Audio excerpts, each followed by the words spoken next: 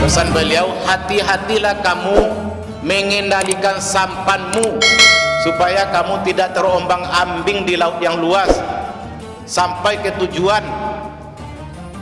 Kita dibekali ya Pak Ibu berbahagia dengan akal pikiran sebagai petunjuk bagi kita. Akal yang diberikan Allah ku petunjuk bagi kita tuh. Kalau pandai-pandai mempergunakan akal, insyaallah kita selamat. Di akalku sebagai bahtera Pak Ibu berbahagia. Hati-hati kita mengendalikannya, akal pikiran kita. Assalamualaikum warahmatullahi wabarakatuh.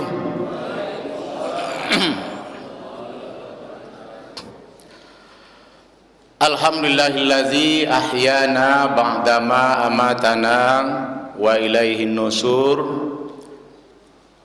Asyhadu an la ilaha illallah wahdahu la syarikalah wa asyhadu anna Muhammadan abduhu wa rasuluh la nabiyya ba'dah.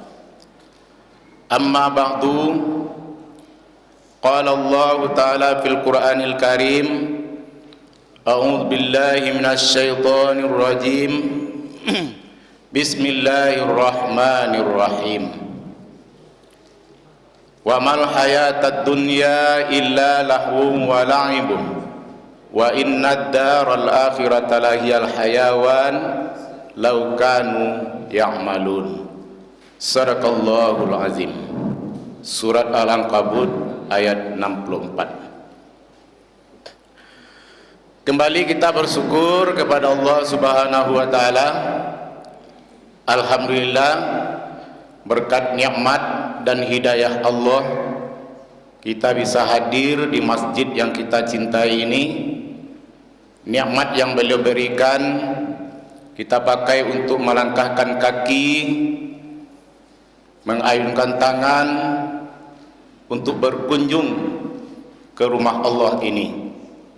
Dan hidayah Allah, alhamdulillah kita masih dibimbing dengan petunjuk yang diberikannya untuk mencapai kehidupan yang hakiki, kehidupan yang sebenarnya. Salawat salam kita kirimkan kepada Nabi Muhammad sallallahu alaihi wasallam, karena berkat beliaulah kita bisa selamatkan, karena beliau membawa ajaran yang benar dan menghancurkan kejahilan di permukaan bumi ini. Dari umat yang menyembah selain Allah dan membimbing kepada umat yang tahu dengan menyembah Allah Subhanahu wa taala. Yang menghormati pengurus masjid, seterusnya kepada bapak-bapak dan ibu-ibu, anak-anak kami, khususnya kaum saimin dan saimat yang dirahmati Allah. Alhamdulillah Pak Ibu yang berbahagia, pagi ini kita sudah mengawali puasa Ramadan kita, hari yang ke-24, yang mana kita rencanakan puasa insyaallah sebulan penuh pada Ramadan tahun ini. Tapi ya Pak Ibu yang berbahagia, kini waktu masuk puasa bulan yang kedua kini. Pertama puasa mulainya di bulan Maret, kini April lalu selesai puasa. Mungkin kalau cacali mungkin ada indikasi kecurangan. Kalau Ramadan kini ada kecurangannya. Yang pertama, dia tidak berpuasa tetapi pura-pura puasanya. Ini tidak berpuasa dah, tapi pura-pura puasa, malahnya lebih litaklah dari orang yang puasa. Itu salah satu kecurangannya. Padahal puasa yang kita lakukan itu adalah untuk Allah. Dalam hadis qudsi, as-siyamu li wa ana ajzi bihi. Puasa itu adalah untukku, akulah yang akan membalasnya. Puasa itu awak jangan tahu dengan Allah, pelakunya yang tahu dengan Allah. Kalau awak bisa jadi kicau apa ibu, kecewa ia le puasanya, nyoli tak lo dari awak lain. kiranya ndak puasa itu salah satu. Yang kedua Bapak Ibu yang berbahagia, kecurangan yang terjadi, inyo ndak sahur, inyo ndak puasa, ikutlah buku barengnya.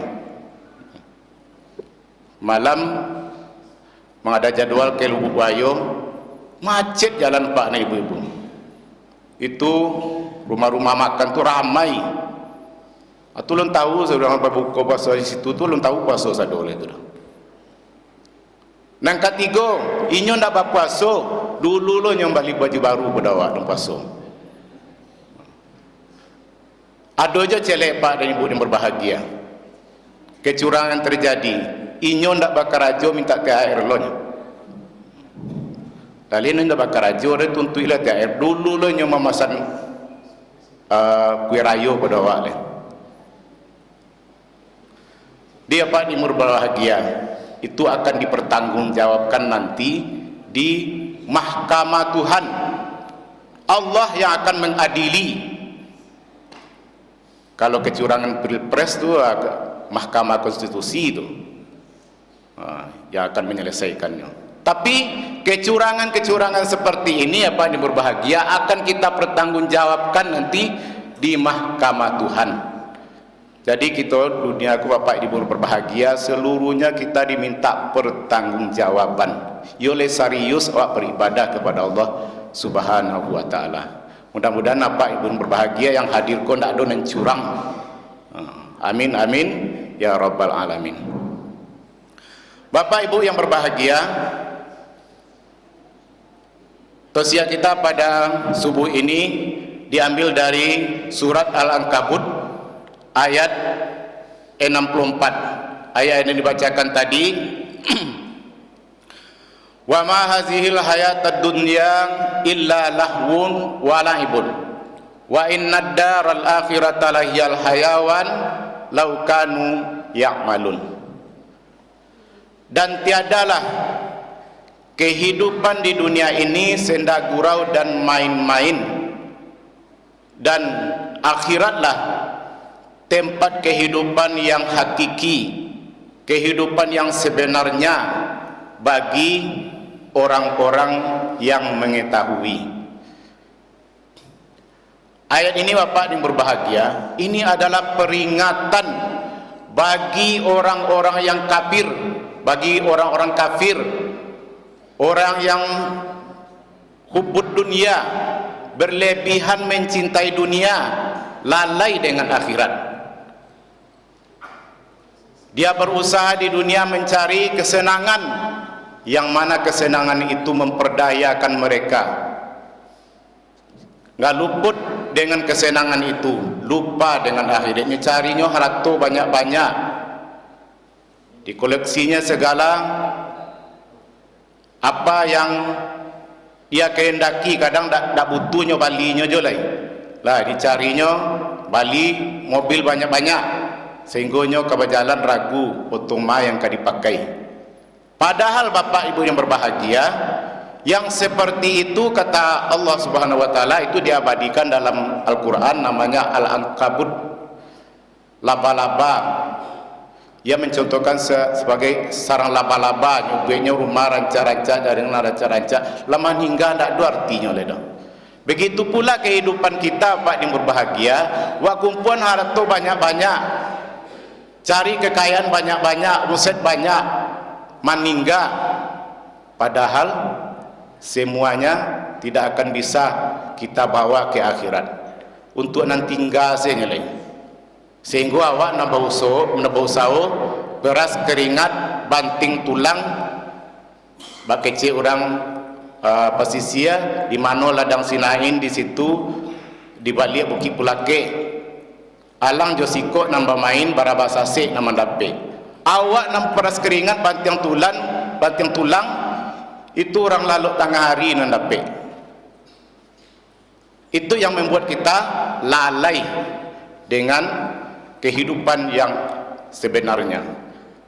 Bagi orang-orang yang beriman, kata Allah, bagi orang-orang yang beriman, mereka mengetahui bahwa kehidupan di dunia ini adalah sementara, tidak akan kekal.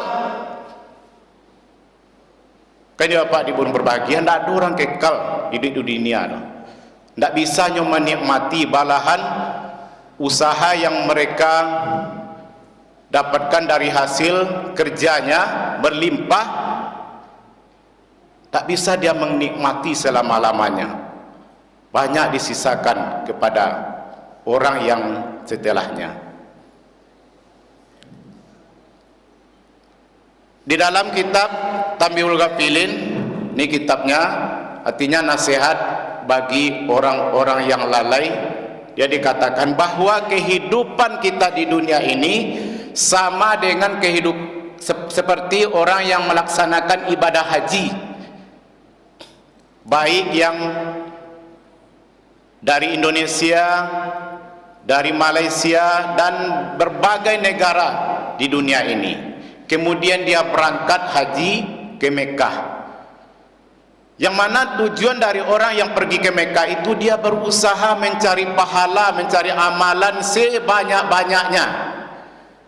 Kan ya Pak yang berbahagia, pergi ke Mekah itu ibadah sesado, kan dapat belanja, dapat berziarah, adalah ibadah. Melaksanakan salat sebanyak-banyaknya.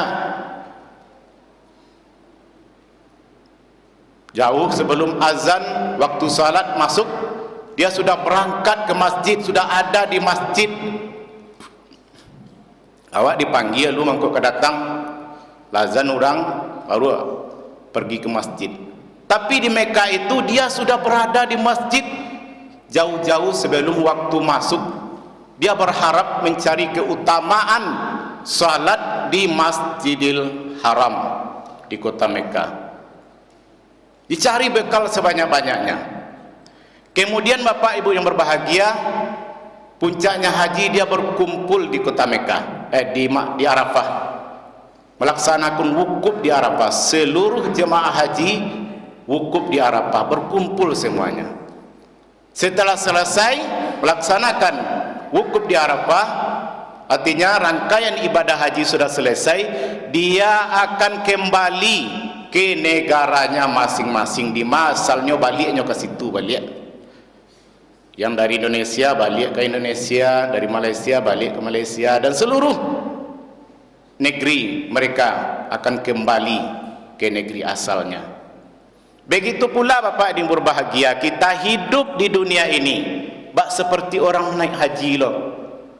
Kini sekarang kita sedang seolah-olah berada di kota Mekah, berusaha sebanyak-banyaknya mencari amal, mencari pahala untuk bekal kita di akhirat. Kalau orang yang mengetahui, dia tidak mau seperti orang-orang yang lalai, terlena dengan kehidupan dunia, terlalu cinta dengan kehidupan dunia.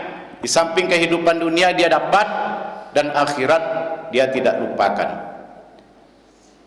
Harusnya Bapak yang berbahagia, kehidupan akhirat itu kita utamakan, karena kehidupan akhirat kita, dunia itu akan mengikuti. Kita bekerja beramal untuk akhirat, dunia akan mengikuti. Kita tidak lalai, berbuatlah apa yang bisa kita perbuat. Tapi kalau sibuk kita dengan dunia, dihambakan dengan dunia, hubud dunia, mereka itu akan lalai dengan kehidupan akhirat. Karena kita terlalu cinta dengan dunia, dunia itu bisa menghambakan kita. Awak jadi hamba dunianya. Man ahabba syai'an fahuwa abduh. Siapa yang cinta dengan sesuatu, cinta dengan dunia, dia diperhamba. Sama dengan kita cinta kepada Allah, akui kita sebagai hamba Allah. Cinta dengan dunia, lihat, dia diperhamba dengan dunia.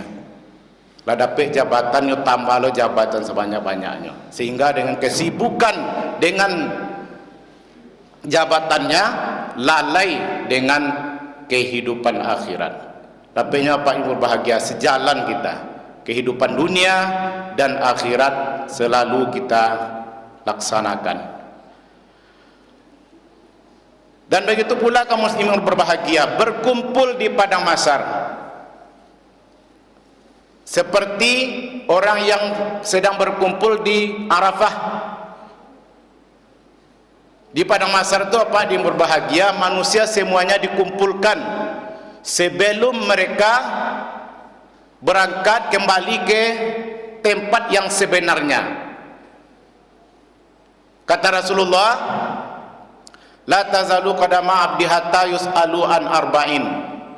Di padang mahsyar nanti mereka tidak boleh melangkahkan kaki selangkah pun sebelum mereka ditanya 4 perkara. Sebelum ditanya itu di padang mahsyar itu, Pak Ibu berbahagia, tidak boleh kita kemana-mana. Yang pertama, an umrihi bima ablah, tentang umur yang telah diberikan Allah, tentang umurmu, untuk apa kamu pakai, untuk apa kamu habiskan. Jadi usia kau jatah dari Allah untuk hidup kita di dunia ini, jangan kita sia-siakan. Jadilah kita orang yang terbaik. Sebab kata Rasulullah, sebaik-baik manusia itu adalah orang yang panjang umurnya, baik amalannya. Sejelek-jelek manusia itu adalah orang yang panjang usianya, jelek amalannya.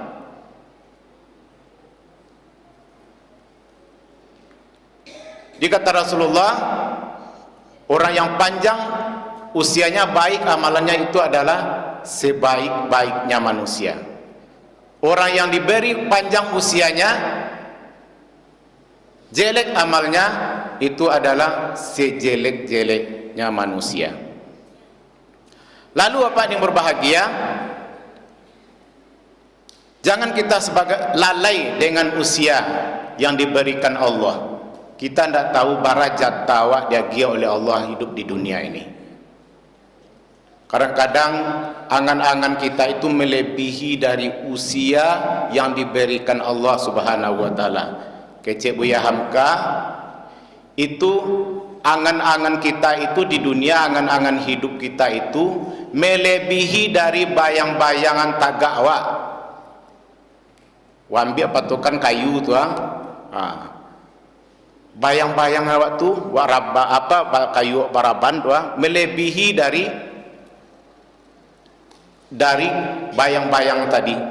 Artinya rencana angan-angan kita itu melebihi. Awak inginnya seperti ini, ya, maunya seperti ini, alun tak capai awak lama nikah.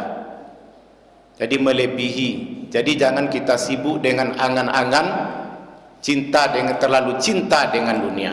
Yang kedua dipertanggungjawabkan nanti Bapak Ibu berbahagia, wa an jismihi,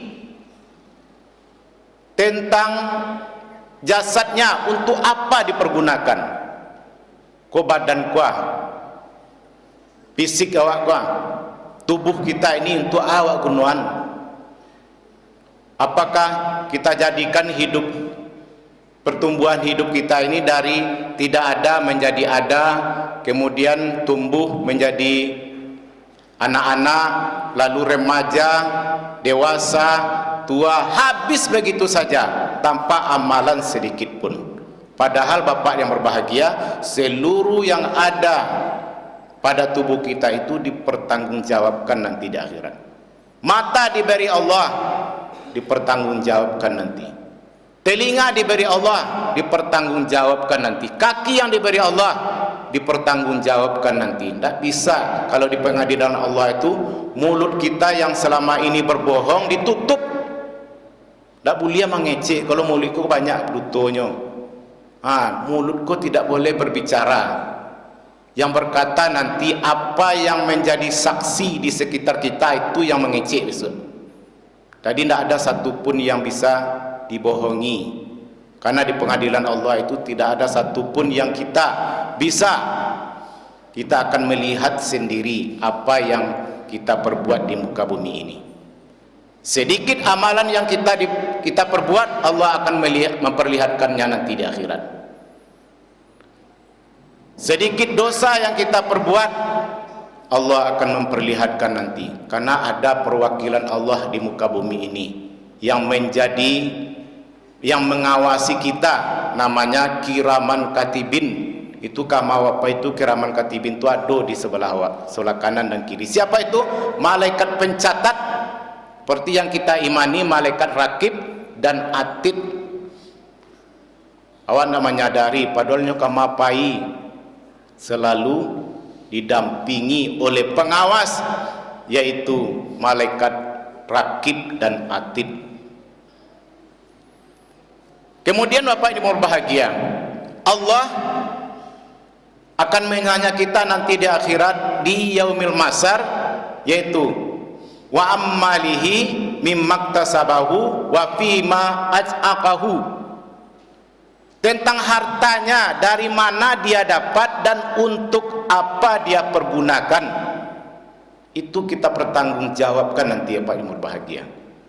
Kita diberi nikmat, berusahalah sebanyak-banyaknya, carilah rezeki Allah di permukaan bumi ini, karena kita dihidupkan, rezeki kita sudah ada. Usahakanlah sebanyak-banyaknya, carilah harta sebanyak-banyaknya. Tapi ya Pak ini berbahagia, kalau tidak pandai-pandai, harta yang kita miliki itu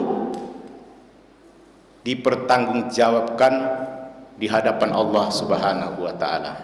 Makanya Pak ini berbahagia, ya kita yang diberi kelebihan rezeki, maka titipkanlah sebagian harta kita itu untuk Allah.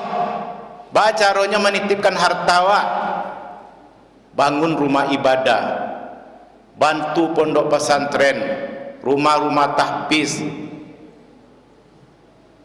Karena itulah setelah kita meninggal Bapak ini berbahagia, harta yang kita miliki selama di dunia itu kita titipkan kepada Allah. Lama meninggal besok ini mengalir pahalanya untuk awak. Tapi kita kikir banyak harta kita, seluruh koleksi kebutuhan kita terpenuhi, awak tidak pernah bersedekah, berinfak. Sampai disitulah harta kita, ya, cuman bisa kita nikmati sewaktu hidup saja. Setelah meninggal, bak kata orang selesai. Bahkan harta yang kita miliki, yang kita tinggalkan jadi masalah. Makanya orang yang kuat imannya, hartanya berlebih, bahkan dia sanggup membangun pondok pesantren, membiayai guru-gurunya yang mengajar,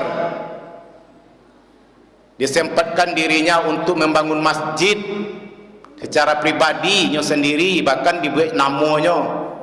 Nah, sehingga setelah meninggal dia, selagi masjid itu dipakai, pondok pesantren itu dipakai, menjadi sedekah jariyah bagi kita. Dia mengalir pahalanya kepada kita. Jadi hati-hati Bapak Ibu, pergunakanlah sebagian dari harta kita itu, kita titipkan kepada Allah melalui infak, sedekah, membangun pondok pesantren. Dan setelah kita meninggal dapat dimanfaatkan kebaikannya bagi anak-anak dan cucu-cucu kita. Yang ketiga, yang keempat, wa an ilmihi bima afnah, tentang ilmunya. Wa an ilmihi maza amila bihi, tentang ilmunya sampai di mana dia dapat mengamalkan. Jadi ilmu pun untuk diamalkan. Kalau kita menuntut ilmu tidak diamalkan, seperti sebatang pohon rimbun tapi tidak ada buahnya. Wak tanam durian tapi tidak berbuah.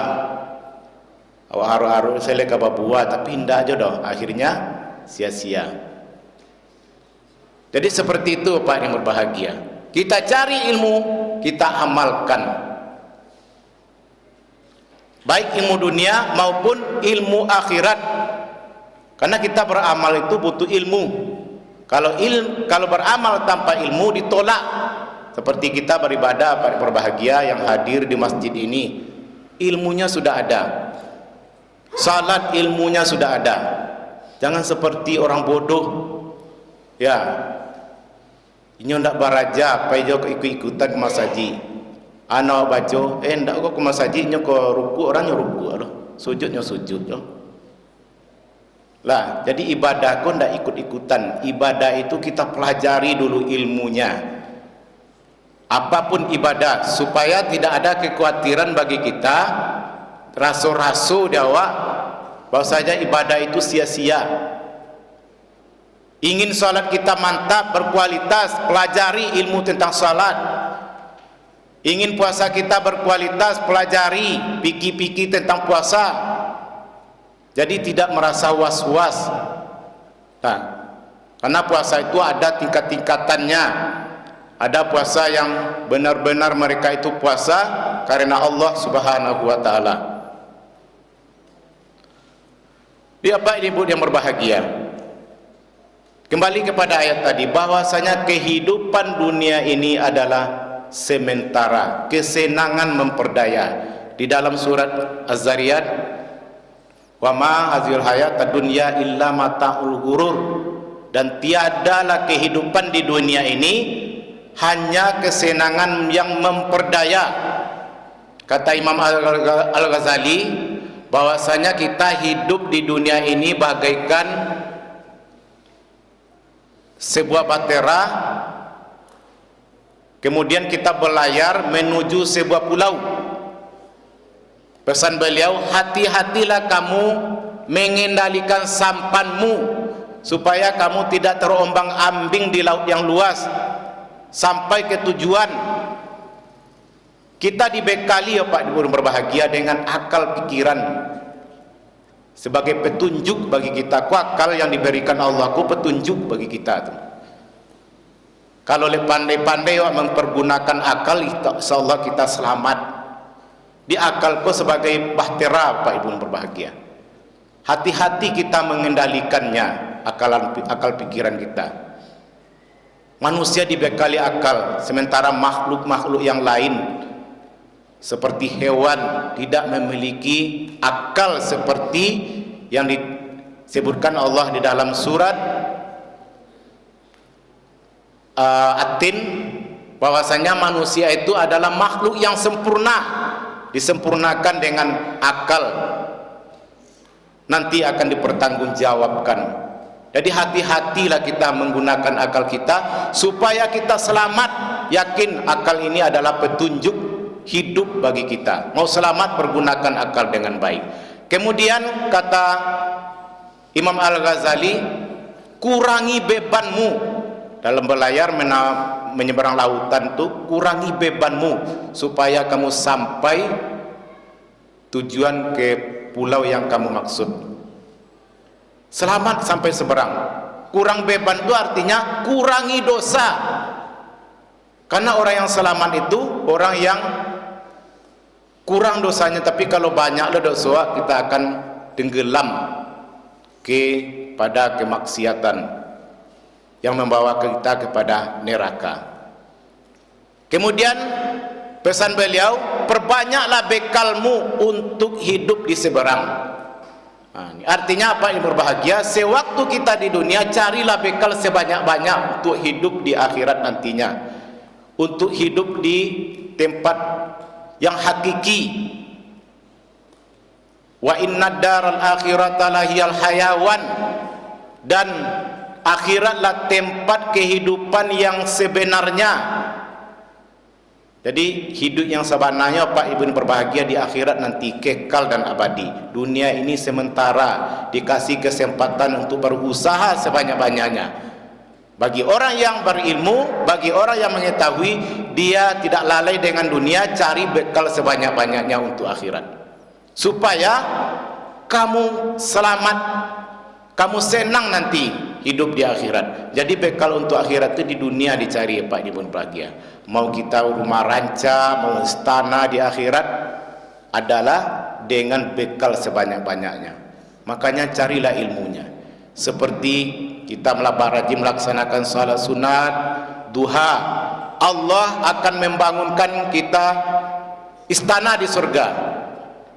Kita melaksanakan salat sunat rawatib, salat yang mengiringi salat fardu. Orang yang tidak pernah meninggalkan salat sunat rawatib, Allah akan membangunkan rumah, pahala bentuk rumahnya di surga nanti Pak ini berbahagia.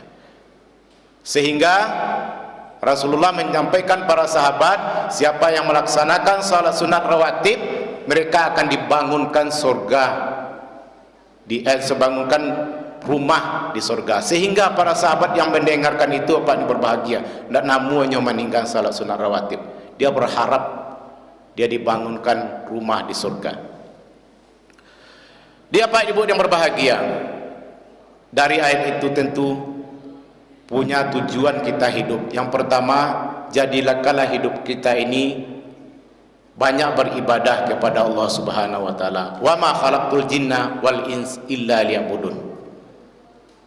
Tidak kami jadikan manusia kecuali untuk menyembah kepada Allah. Yang kedua, tujuan hidup kita itu adalah sebagai khalifah di permukaan bumi.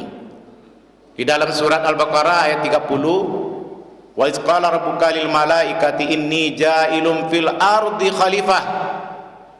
Allah berkata kepada malaikat, Allah berfirman kepada malaikat, sungguh aku akan menciptakan khalifah di permukaan bumi. Siapa?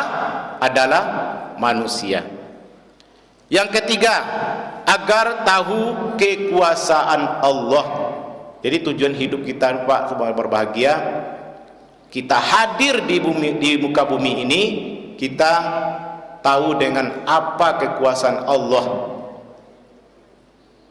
Yang terakhir, tugas manusia adalah mengemban amanah dari Allah Subhanahu wa taala. Jadi hidup di dunia ini adalah makhluk yang diamanahkan oleh Allah Subhanahu wa taala. Yang merusak bumi ini manusia, yang menjaga keselamatan bumi ini manusia. Itu cari orang berbahagia, orang yang terlaknat, orang yang merusak di muka bumi ini. Lah dibangun rumah ranca-ranca batike, rumah sakit untuk berobat, dihancurkannya. Seperti makhluk yang terkutuk Israel. Kita kasihan dengan saudara-saudara kita. Kita memohon kepada Allah Subhanahu wa taala, Allah Subhanahu wa taala memberikan keselamatan kepada saudara-saudara kita dan negerinya kembali pulih seperti semula. Dan begitu pula kaum muslim berbahagia, amanah Allah itu selalu kita jaga di dalam hidup kita, karena semua apa yang kita lakukan akan kita pertanggungjawabkan di akhirat nantinya. Jadilah kita orang-orang yang tidak lalai dalam dan terlena dengan kehidupan dunia ini. Mudah-mudahan kita menjadi hamba yang hakiki, hamba Allah yang sebenarnya. Amin amin ya rabbal alamin. Demikianlah tausiah kita pada subuh ini. Wabillahi taufiq wal hidayah.